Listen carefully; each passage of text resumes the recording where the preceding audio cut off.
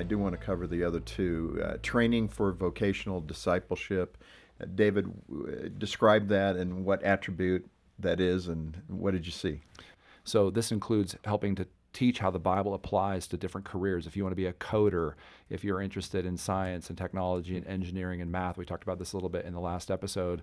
How can you bring a perspective about Christian calling in those spaces? What about those who are called towards entrepreneurialism, starting businesses and nonprofits and changing the world?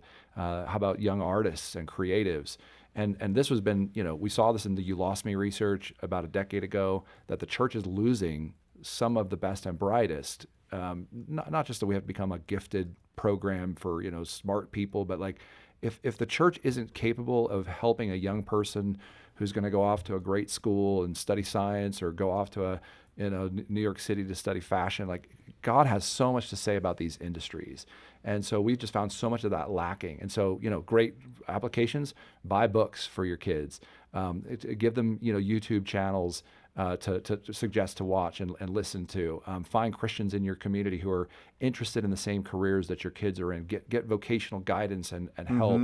Do assessment tools that help to say, what are you made for uniquely? What's your underlying motivations? How can the church contribute to a better understanding of who you are and how Christ wants to use you in the world? And I love that. Our vocation is part of our ministry. And I always saw that when I worked in industry. I didn't work in a nonprofit my entire life. My previous life, I worked in a for-profit venture. And every day I just woke up and I said, Lord, however you can use me today in this environment, please use me. Yeah. So it wasn't about selling the product that I was representing. It was about touching people's lives and helping them. And the Lord did bring a lot of people across my path, and I'm grateful for that experience. Well, their faith shouldn't just be on Sunday. It should be integrated. Right. Integrated. And I do workshops with churches, helping them integrate the principles of the book into their church. And I would say that every church that I've worked with, this is the one theme that they say they are the worst at across the board: integrating vocation. This, I think, is one of the biggest opportunities, because it's also something that parents are looking to bring kids in for. Yeah. Oh, this church will help my kid find a sustainable career and something that's meaningful to them.